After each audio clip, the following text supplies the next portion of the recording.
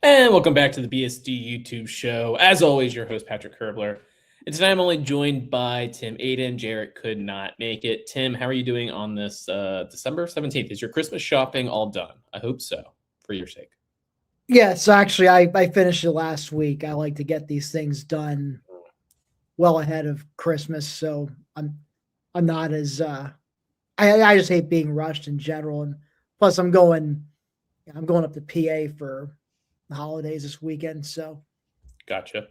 I would say I'm like 80% done, but everything is stuff that I can get pretty easily. So I'm in good shape. If anything, if I get done before December 20th, like it's not even really Christmas for me. So always shopping till the last minute.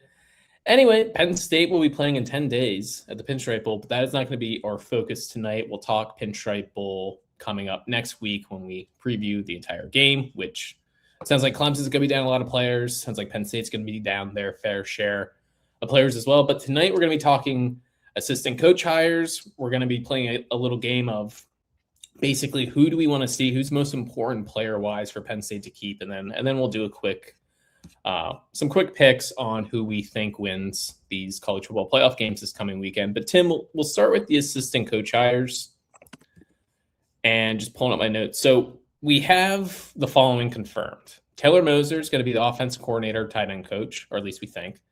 I guess positions can still kind of be, tossed around a little bit, but StreamYard is doing that stupid thing. Can you work on the banner, Tim, while I read this off and see if you can get the 10-second thing off?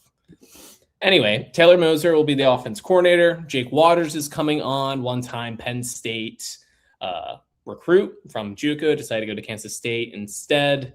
But 14 years later we get him. He will be the quarterback coach. Noah Pauley coming on as wide receivers coach. Ryan Clan coming on as offensive line coach.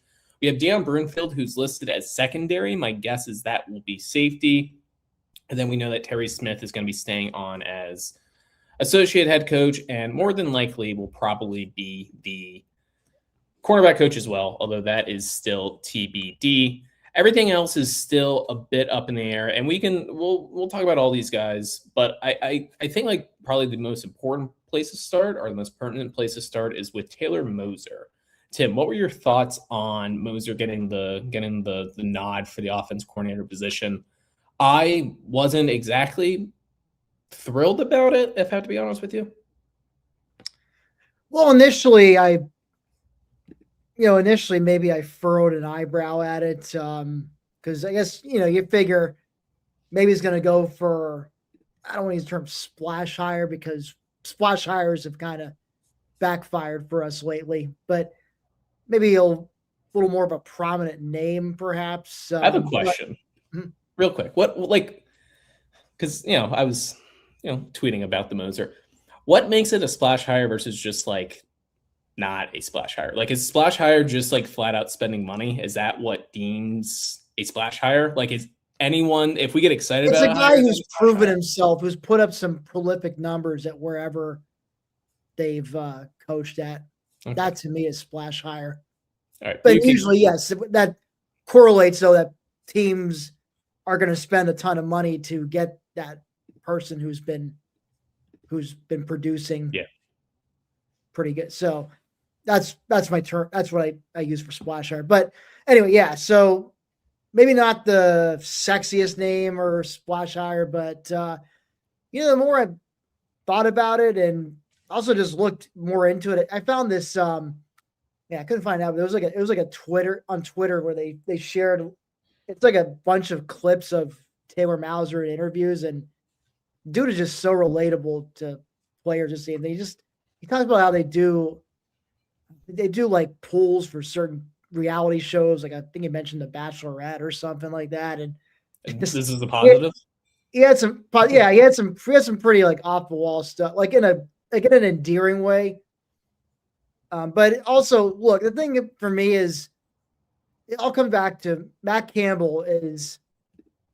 He's a very experienced head coach, much more experienced than when James Franklin was hired at Penn State. Franklin only had 3 years of head coaching experience at this point, and Campbell's got 13, 14 years now. So he's going to bring it. He's had enough time to established relationships with assistants. Like he knows who he can trust, who he can bring in to make the transition from, an Iowa State to a Penn State caliber program. And, I'm gonna, until I have reason not to, I'm gonna, just put my blind faith in that Campbell knows what he's doing with this hire. I think that's fair. And listen, like Matt Campbell's a good coach. It totally makes sense that he is going to want to bring guys that he trusts. My, I guess, like, question with this, because I was fine with like almost like all the position coaches. Like, if you want to bring in your linebacker coach, your running back coach, wide receiver coach, like, honestly, you want guys that are under 40 to be in like all those positions for the most part. Like, of course, here or there, like Terry Smith, for example, right? But generally, you want young guys, young coaches that are, don't have like that much experience, but yet are really hungry, right? You want those guys as position coaches.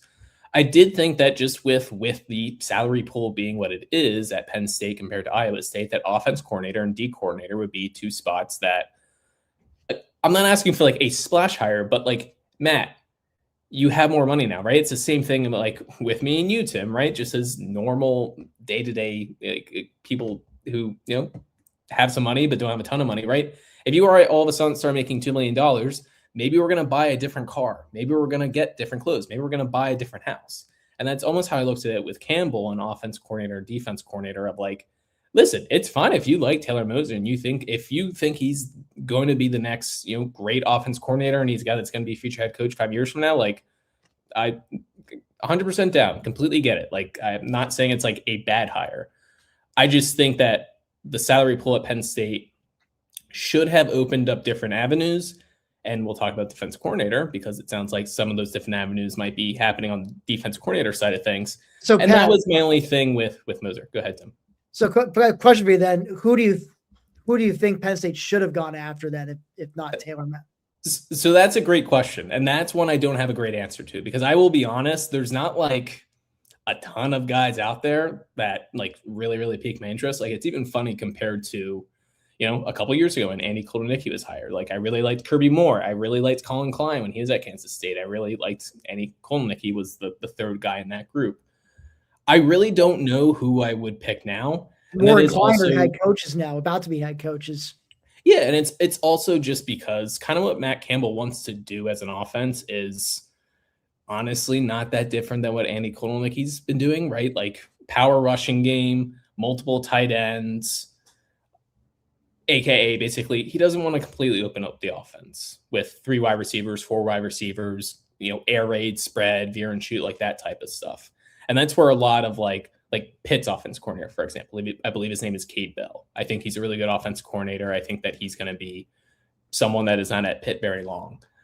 They pass more than they run. It's like a 60-40 split. Like, that just flat out is not going to happen for Matt Campbell. So yeah, it's a good question, Tim, because I don't have the exact answer, but I think that's even kind of my point though, of like, I wasn't necessarily asking for like a splash hire or like, oh, we must pay this guy $2.5 million or $3 million to go get an SEC or a Big Ten proven offense coordinator. It was more of just like there's no one else out there that you have had your eye on, and apparently not. And that's perfectly fine.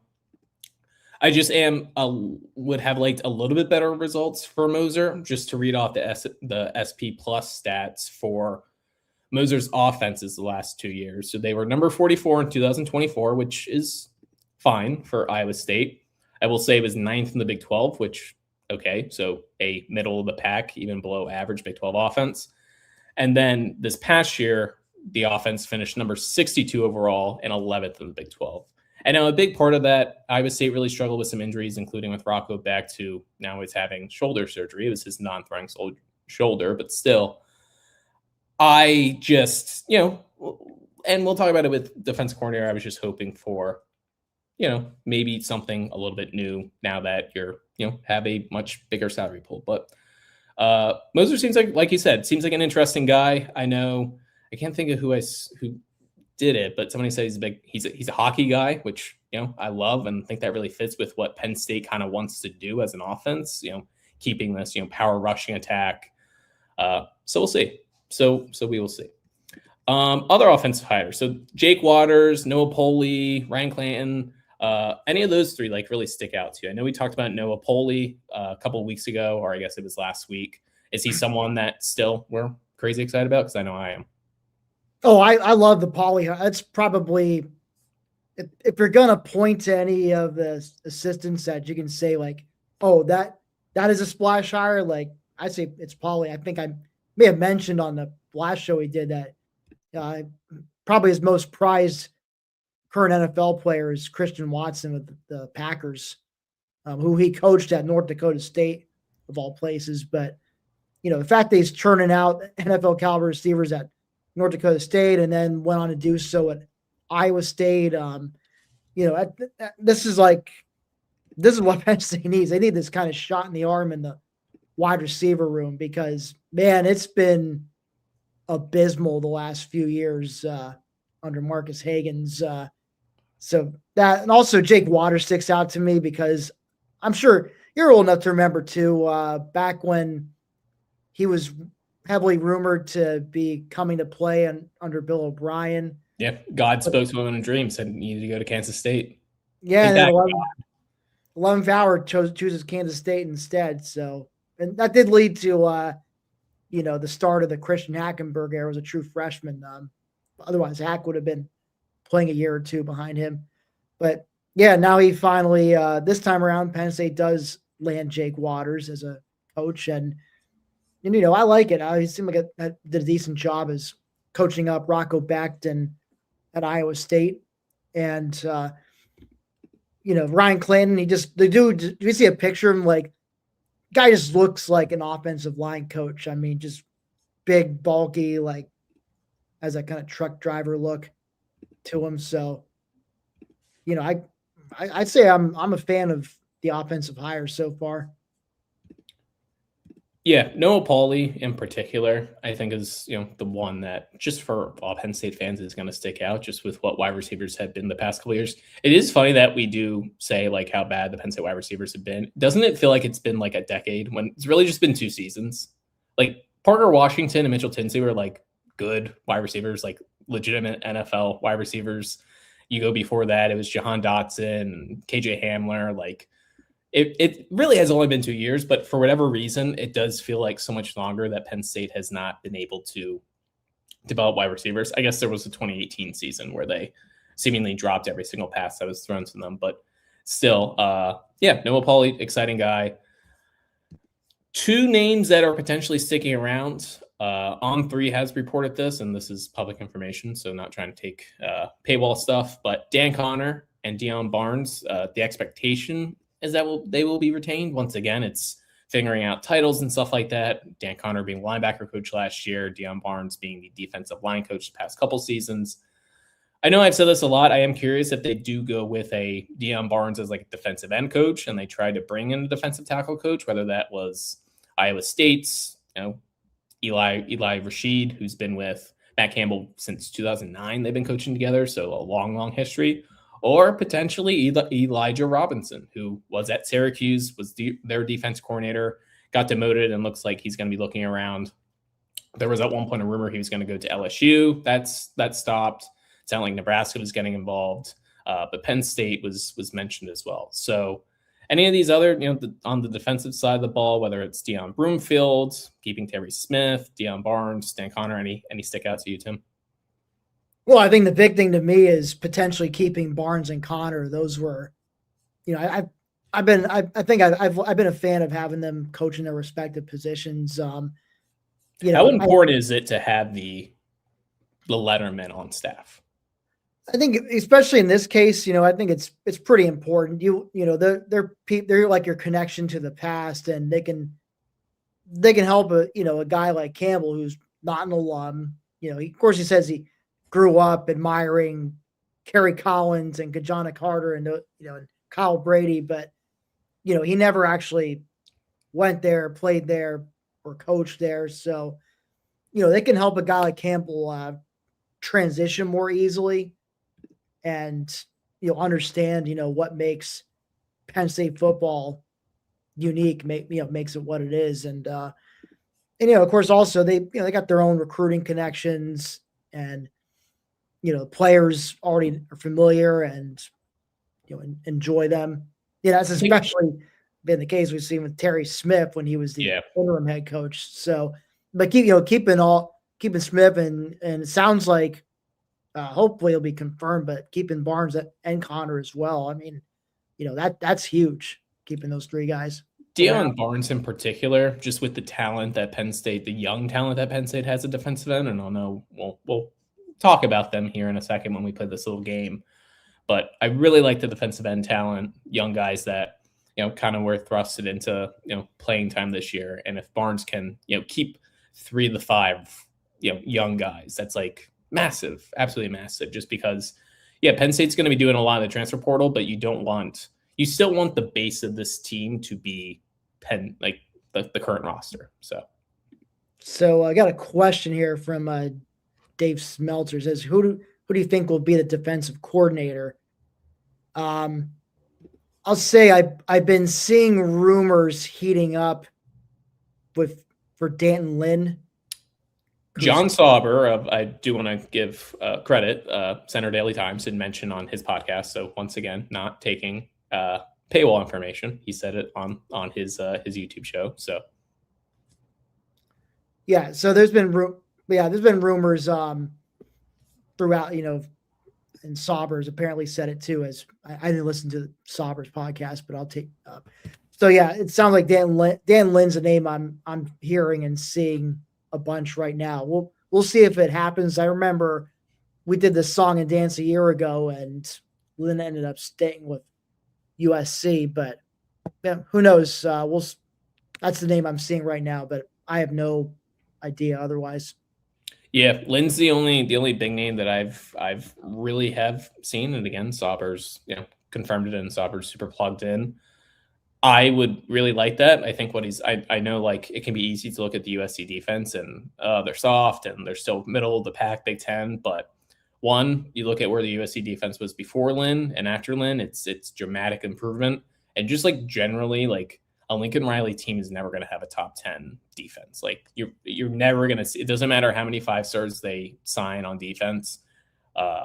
They're never going to be a top 3 defensive team in the Big Ten. It's just not how it works with a Lincoln Riley team and a Lincoln Riley offense.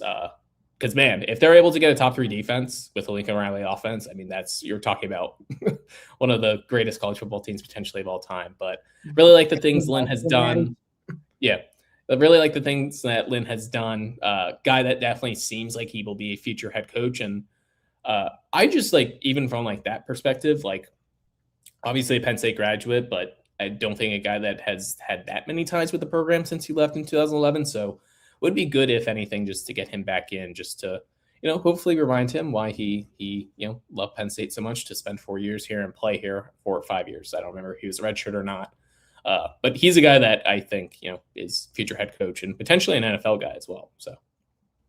Yeah, I have one more question to address here. Tin Can says, what are the chances of splash hires, those position coaches we were just talking about that Campbell's bringing in, would jump in 2 to 3 years? We don't want that either. Well, it depends, Tin Can, on, if a position coach is leaving to take a coordinator position somewhere else, I mean, that's an upgrade. That's a promotion. I mean, you should be happy for that if that's happening. That means they're doing a hell of a job. And, they're making the same move to same like position coach, but a different school, then, that's a little more concerning. But if it's to take like a coordinator position, or if it's a coordinator taking a head coaching job somewhere, then, good on them. Yes. If Taylor Moser is still Penn State's offense coordinator 3 years from now, it means that he maybe didn't do that great of a job, especially, and this is especially the case with offense coordinators more than defense coordinators, just because generally speaking, offense is sexier. Yeah, right. And that's who, if somebody's putting up, 37.5 points per game and they're 39 years old, like they're going to get poached. They're going to be a head coach, or at least they should. And yeah, it'd be really nice if, talking about, this potential fantasy of Taylor Moser being like a great offense coordinator and lighting up here at Penn State. If he is picky, right? If he doesn't just leave for, the first job that he finds, but that's the sign of a healthy program. So we'll see on that front. Again, good problems to have if your coordinators are jumping to become head coaches after their time here. Do want to mention running back coach. That is running back coach and special teams are kind of the two other ones outside of defensive coordinator that still need to be hired as far as on the field roles. Running back coach, I know I said before that I kind of want guys that are all under like 40, young, hungry guys. I do like the idea of Elijah Brooks, who was Virginia Tech's running back coach, was either not retained by Franklin or decided to leave on his own. He was also Maryland's running back coach a couple years ago. He was the head coach at DeMatha Catholic, which is one of the premier powerhouse programs in the DMV. I just think it's really, really important for Penn State to have someone on staff as far as like on the field coaches. Of course, they can have like recruiting coordinators and stuff like that that'll have ties to DMV. But I think Elijah Brooks would be someone really good to get on staff and to have those connections. And he's another guy that, Tim, I know you say you didn't listen to John Sauber's podcast, but he is another guy that he did mention that has heard a little bit here and there about him potentially coming on as running back coach, which I think would be a great hire. So we'll see on that.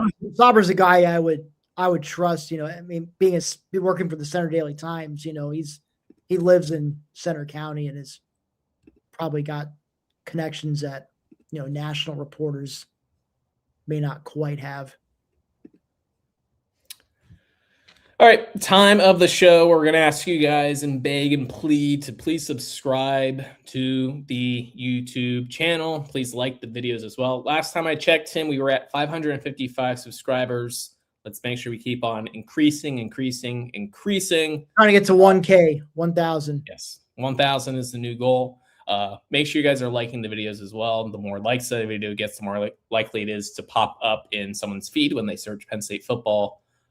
And that's how we want to get ourselves out there. So if you're already subscribed, if you're already liking the videos, thank you. We greatly appreciate it. If you're listening to this on Spotify and or Apple, hundreds of people listen on Apple and Spotify, and yet there's only one 5-star rating on Spotify. You know who that's from, Tim? It's from me when I started it. So please, if you're listening, I know you guys are out there. I see the data. There's hundreds of you that listen on Spotify and Apple.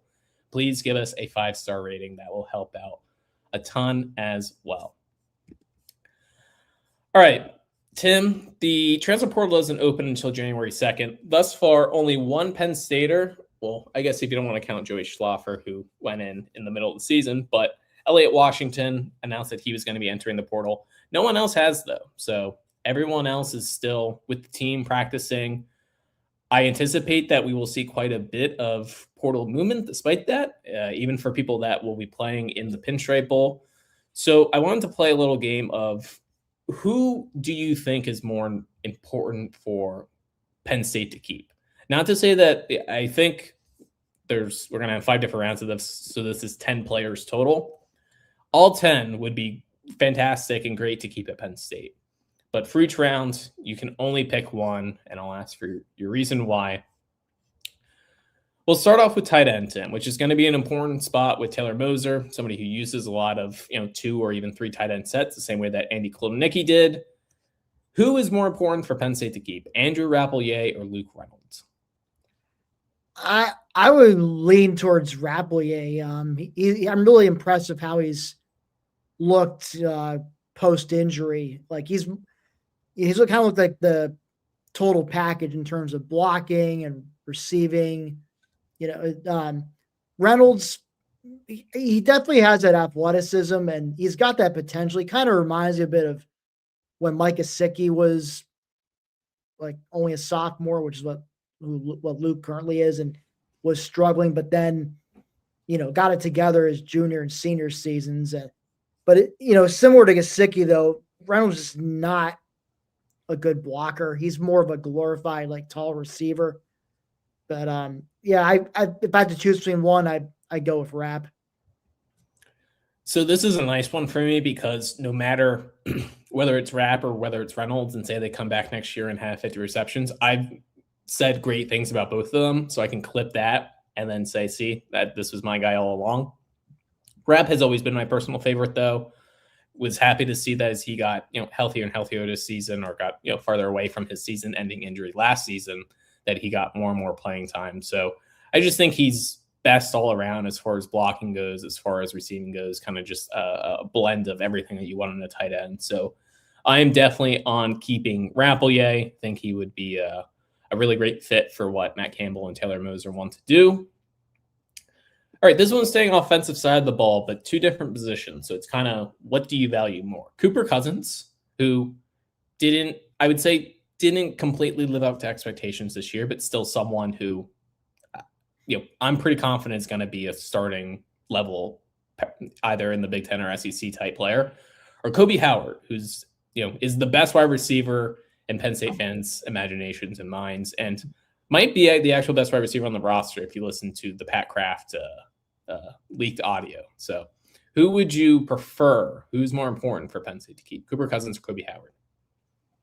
This is a tougher one than I initially thought it would be. I was going to say Kobe Howard without question, but I'd still lean Kobe just because I feel I don't want to, set crazy expectations, but it almost feels a bit of an Allen Robinson-ish type of vibe of him. So Allen Robinson was a true freshman during Joe Paterno's last year. And then Bill Bryant comes in and discovers, this guy can be a real superstar for us. And, he goes on to have a couple tremendous seasons, goes on to fruitful NFL career. And it's a little different of Kobe because we've finally gotten to see him flash here and there when Terry Smith took over as head coach. And I feel like, now you got a quality of receivers coach like Noah Polley coming in. I feel like he could definitely have some fun working with Kobe. Cousins, of course, he's, you mentioned he's a guy who could certainly still be very valuable. And I think maybe Ryan Clanton could get him to reach his potential, but I don't know. I guess maybe I just like the flashy potential of Kobe Howard. So I'm going to go Kobe here. I'm going Cooper Cousins on this. I like Kobe Howard a lot. In my mind, this is very much I want both of them back. Every player that we list here. In my mind, Kobe Howard is I already have him slotted into wide receiver 2, wide receiver 3, I think he's a starting level player. I do think it is funny that we are so starved for wide receivers that, someone that had only 5 catches for 99 yards were must keep, top 5, must keep. I'm more confident in Penn State able to get high quality receivers in the portal, which, sounds like I'm taking crazy pills, but that was kind of my thought process too, Pat, why I was a little more hesitant than I thought I would be on this. So yeah, I think wide receivers are a little bit more attainable, a little bit more gettable than offensive linemen in the portal. And I like what Phil Trotwine has generally done with, recruiting and just building out the offensive line. I really would like to keep as many of them as we possibly can. And I think Cooper Cousins is that maybe after, Anthony Donko would probably be number 1, but I think Cooper Cousins might be 2. Maybe you talk about one of the young offensive tackles like Malachi Goodman or Egan Boyer or, somebody like that. But I think Cooper Cousins, one, again, I'm pretty confident that he is going to be a good starting offensive lineman for a good football program. And I hope that's at Penn State. The other side of it is he was always a leader as far as, his recruiting class and just a mature kid, someone who even as a freshman, stepped up and did a lot of, good stuff. I think that type of thing is valuable when it comes to buying in, and not to say I have no idea. Maybe Kobe Howard is like that as well. I just know that Cooper Cousins screams feature captain to me. And I think that having that buy-in and having that leadership is going to be really important as we go through this transition. So I'm going to go with Cooper Cousins on this one, but again, I completely get the idea of wanting to keep Kobe Howard over Cooper Cousins. Let's go to the defensive side of the ball.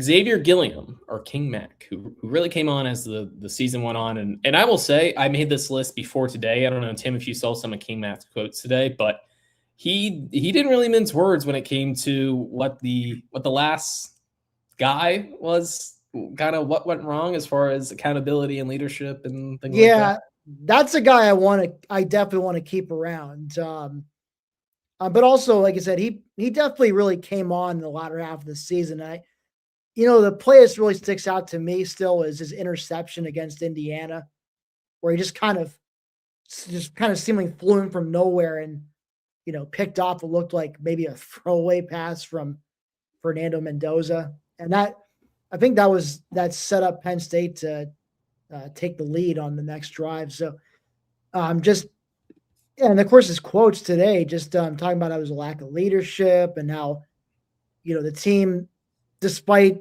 the losing streak, just did not want to quit.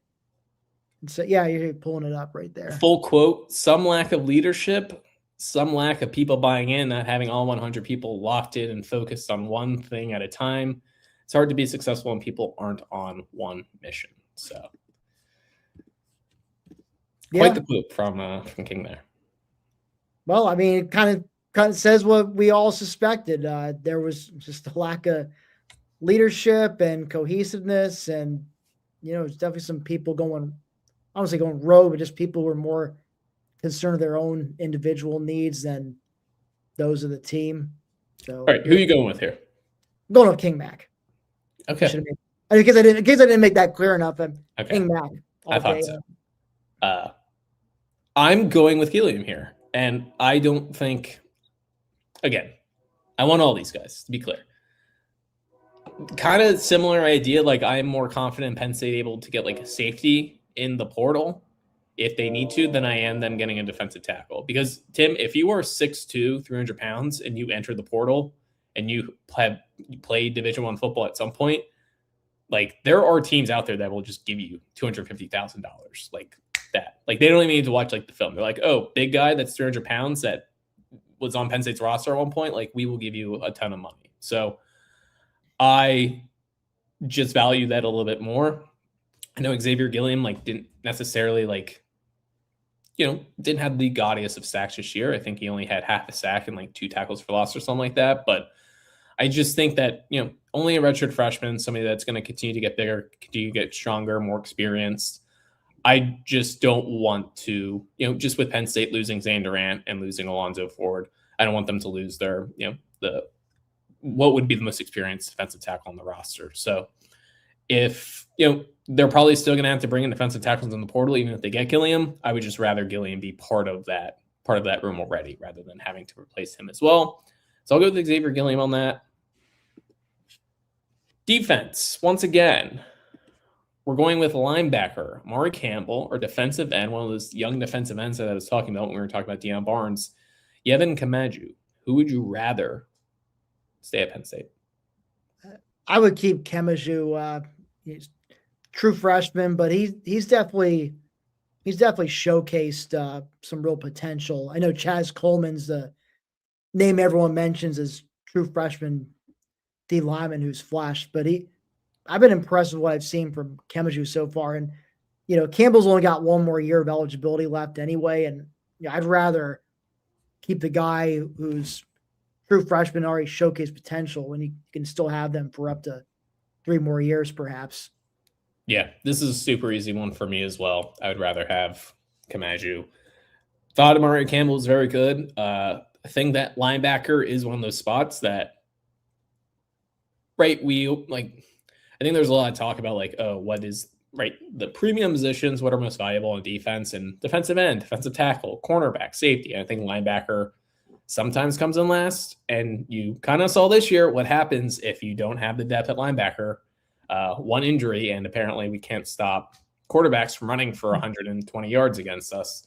So not to say linebackers not important, but again, Kamaju's, he just feels like a guy. Kind of get it's funny you mentioned an Allen Robinson vibe with Kobe Howard. I kind of get the Etor Gross-Matos with Kamaju, guy who played a little bit as a freshman just because he was too good to keep off the field, but then his sophomore season kind of explodes. I could kind of see that with Kamaju. I don't know if he quite has the athleticism and size that Etor Gross-Matos had, who is 6'6", 270, just like a god. But similar to what I said with Cooper Cousins, like I struggle to see like scenarios where Kamaju's not a good starting level quality defensive end for a good program in the Big Ten or SEC. So also the fact that he was a Virginia guy, I believe, would not want to see him at Virginia Tech. So Penn State can keep Deion Barnes. Hopefully he can keep Kamaju. And he's a guy who could potentially start a defensive end next year, which I would like. So we both agree on that one. And the last one, we're going to go a little out there with a linebacker or a quarterback. Tony Rojas or Ethan Grunkemeyer? This is actually an easy one for me too. It's Grunk. Well, ignoring for a second, Rojas has already probably got both feet out the door and isn't coming back anyway. He's only got, just like Amari Campbell, he's got 1 year of eligibility left. Grunk, he's a redshirt freshman, and I know there's talk, or if you kind of read the tea leaves, it sounds like they're going to try and bring Rocco Becton to, maybe be the starter. And, if anything, look, Becton's only got 1 year of eligibility left coming in. So I hope Grunk realizes that. And, there's going to be a legit competition for starting position, like wherever he goes. I mean, he's not going to be guaranteed to be a starter if he goes to Virginia Tech or goes, wherever, whatever the other power conference team. So I think it's just best for him to stick around. So I'd say Grunk. I think he's got some potential, and especially let's say if Beck comes in and is a starter next year. Well, guess what? In 2027, Grunk is your starter again. I am going with Tony Rojas on this, and it is. I just listen. I understand like the idea of Penn State brings in Rocco Becht.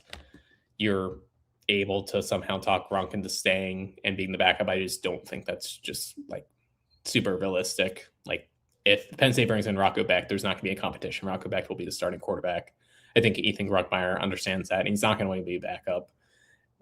And just like money wise, like there is going to be a program out there that will pay him $1 million plus to be their starting quarterback. Bo Perbula got, allegedly $1.5 million from Missouri, and he didn't start any games at Penn State. And I know Gronk didn't like completely tear it up, but this is kind of like almost similar to what we were saying, like with an offensive coordinator, right? If you're a 38-year-old offensive coordinator and you average 37.5 points per game, like there's going to be a college program out there that will get you to be a head coach. If you're a quarterback that shows like any competent level at a Big Ten school like Penn State, you are going to get offers to then be the starting quarterback at other places. So I don't want to say it's a foregone conclusion that Rocco Becht's here, but as I said on a previous episode, like I would be pretty surprised if Becht is not Penn State's quarterback. And if that's the case, like I just kind of think it's a 0% chance that Grunk sticks around. And to be honest, like, listen, Grunk might end up being better than Rocco Becht, perhaps even next season. I have no idea. Rocco Becht is a really, really good quarterback. Like I had been watching a lot of Iowa State football as of late, just trying to get a better idea of what Matt Campbell and potentially what some of these players could be bringing to the team. And Tim, I'm not going to say who he reminds me of because I don't use the T and the M word very often, but I got a lot of T and M vibes. So, and I don't toss around that comparison very often. But out of Grunkemeyer? No, out of Rocco. Oh, Rocco. Yeah, out of Rocco. Especially when he throws like a deep pass, like it is very similar. Their arm angles, arm motion, just the athleticism, the grittiness, the moxie. Like I get a lot of. We'll see if he comes. Does he rock a number 9 jersey? Tim, you're giving me the vapors. Give me the vapors. No, we'll see. But I'm interested to see what Rojas does. On the leaked audio, I mean, Pat Graff was even making jokes to him about, Miami reaching out. So it's not a well-kept secret that I don't want to say him, but his people have, been in contact with other schools, and to be expected, right? Penn State is doing the same thing. If you look at some of the follows, if you look at who Penn State's coaches are following as of late, It is not all Penn State football players. It's a lot of players that are playing at other schools and maybe will be entering the portal. So it's all part of the business. But I still would like Rojas back if that could potentially be worked out, especially if, I don't know what Tony Rojas and Dan Connor's relationship is like. I assume it's pretty good. But if Dan Connor comes back, maybe you get a chance at Rojas. I do think like the important part with Rojas that potentially we are all overlooking is the fact that he did, have a season-ending knee injury, which I don't know if it was ever confirmed to be a torn ACL, but I would assume it was a torn ACL. So interested to see how he plays off that, because he is a guy that is pretty reliant on speed and athleticism and explosiveness. And I don't know if coming off a torn ACL, coming off that only 10 months or whatever it is when the season would start is going to lead him to be the player that we hope he is, or the player that honestly it will probably be to keep him around. But still would be happy to see him back. All right, Tim, I think that's all we got for our players. Let's go to the CFP. We start on Friday. Alabama at Oklahoma. These spreads are from last night, though, so if they changed, don't yell at me. But Oklahoma is a home underdog. Who do you got in this one? I got Alabama in this one. I especially think Kalen DeBoer is just sick and tired of seeing his name getting bandied about for every job opening that's out there, and kind of wants to put to rest, these rumors that he's, leaving Alabama. And I think they're kind of hungry to prove themselves that they're getting embarrassed by Georgia in the SEC title game. And I mean, Oklahoma's looked a little shaky as of late, even despite getting John Mateer back. Is Kalen DeBoer Michigan's head coach if Alabama loses? No. Okay. I'm interested to see how it all goes. I know he released a statement saying that he's not a candidate anywhere, doesn't want to be a candidate anywhere, but I just don't believe anything college coaches say. So I would be interested to see what happens if Bama loses, but I too think that Bama wins this one. I just don't think Oklahoma is all that good, especially offensively. And I think, with the extra talent they have, that they were able to game plan something to really stymie Oklahoma's offense. And even if you look at the Alabama-Oklahoma game when they played a couple weeks back, like some missed field goals from Alabama, a pick six, which not to say like Oklahoma like earned the pick six, sure, but like turnovers, and especially points off, like direct points off turnovers, like that's not something that is like easily reattainable like game to game. So I like Bama in this one. Miami at Texas A&M. I don't understand why this is the noon kick and not 3:30. Like this is an 11 a.m. kick for Texas A&M. It makes no sense to me, but whatever. I don't control the TV times and stuff like that, the TV schedule. A&M is a 3.5 point favorite. Tim, who do you got in this one? I'm gonna take the Aggies. I think it'll be decided by a touchdown or less, but 3.5. That's just about where I'd have it. Thinking something like, I don't know, let's just say like 24-20 type of game. So you do have A&M covering? I have A&M covering. I'm going to go with Miami to at least cover on this, and I kind of like Miami outright as well. Once again, it being a 11 a.m. kick is weird to me. Not that, like, I think the atmosphere will still be very, very good. Like, this is, a playoff game, and for, a program that is starved for any types of success like this. Like, this is legitimately one of A&M's best seasons in, like, the last, 100 years. Well, I think that cadet corps, or whatever they call themselves, to 12th man will be out in full force. Yeah, they're the cheerleaders or whatever they are, the yell leaders. I think they're called yell leaders. Yeah. Yes. But I don't know. Miami just seems like a super talented team. Depends what Carson Beck you get. And this is really a fascinating quarterback matchup, just because Marcel Reed and Carson Beck can both win you the game completely, and they can also really, really lose the game with how they play sometimes. So not to point out the obvious, but whatever quarterback plays better, I think wins. So I will, for whatever reason, go with Carson Beck for that. So I'll take Miami to cover. And then we go to the afternoon, the 3:30. I think it's 3:30. 3:30 kick, Tulane at Ole Miss. We did see this game earlier this year. I think the final score was 45-0, if I remember correctly. No Lane Kiffin in this one, though. He's off to LSU. They are 17.5-point home favorites. Tim, what do you got on this one? So I forget what the final score was. I believe Ole Miss, Tulane had 10 points. Ole Miss put up like 45 or something. They paced them pretty good in the first meeting, but it's a little different now. 45-10. Yeah. 45-10. Okay. I guess be closer than that. I think Ole Miss wins. 17.5 feels like a lot, just given all the change that's been going on in the program with Lane Kiffin leaving. And then I know he's allowing his assistants that he's taking LSU to go back and at least coach Ole Miss through the playoff run.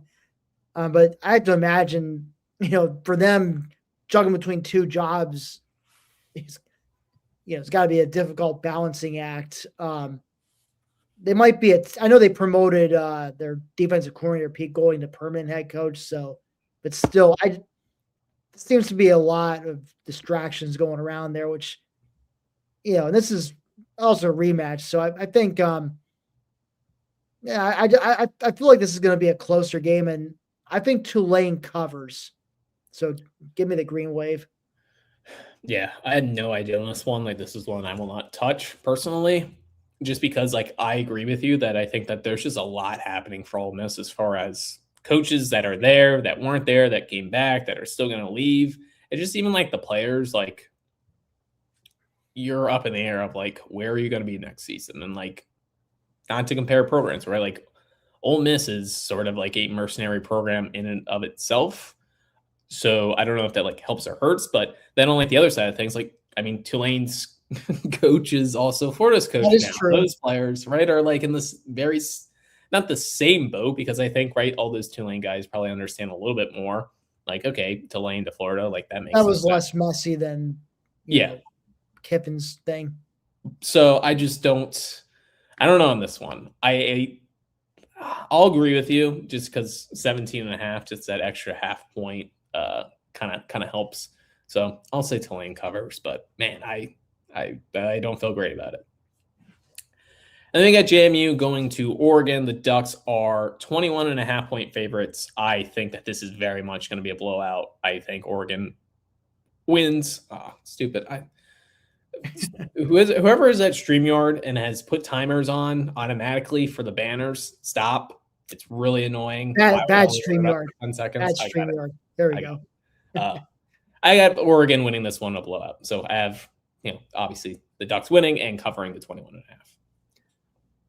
Yeah, I mean, I'm pretty much with you there too, Pat. I do think JMU can keep it interesting for a half, maybe, but I think Oregon ultimately in the second half just, pulls away and blows them apart. So I'm taking the Ducks in this one. Hey, nothing better than a Sun Belt Oregon night game for the college football playoff.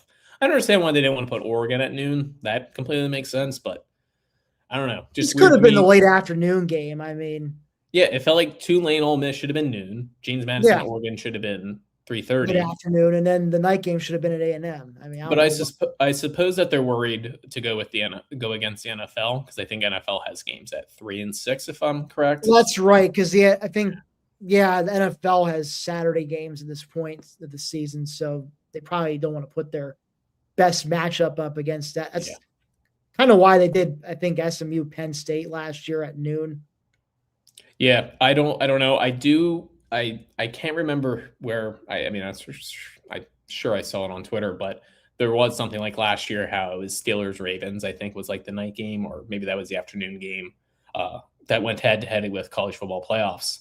And somebody from the college football playoff committee went to NFL headquarters, met with Roger Goodell over the offseason, said, let's not schedule these high profile NFL matchups. And what does the NFL do? But they schedule, I think it's Bears Packers this weekend, and then Eagles Commanders, which was going to be a bigger game. But so the NFL does not care about the college football playoff. They're saying, nah, we're still going to schedule a big game. So, all right. I think that's all we got. As always, please subscribe to the YouTube channel. As I asked earlier, we're on our march to 1,000. That's what it's all about, the march to 1,000. I know, I mean, it took us, 2 years to get to 555. So I'm not saying we're going to get to 1,000 like the next month or two, but by the start of next football season, by Matt Campbell's first game as Penn State head coach, we will be at 1,000 subscribers. And the only way we're going to get there is by you guys helping us out. So please subscribe if you can. I'll let you know when we're going live, which is helpful. And please like the videos as well if you can. Tim, any final thoughts as we let people go? Well, it's interesting times. Matt Campbell's staff is starting to get put together more. Hopefully, we'll get a definitive answer on Barnes and Connor staying. Hopefully, and also find out who is going to be our running backs coach, our defensive and special teams coordinators. So, it's starting to come together. And of course, I kind of forget too. There's bowl game coming up in 10 days. I don't know who's going to be playing or how that's going to go, but that will be interesting to preview that one next week whenever we get to it. Do the coaching hires, and maybe it's just because we went through a head coaching search, so it's like these don't feel as important. But I remember like last year's defense coordinator search being like so like I was like, this is the most important thing in the world. Like we need to nail this hire. It just doesn't feel like that to me. Like I would really like a long slog of a coaching search, head coaching search. So we're kind of, we're tired, boss.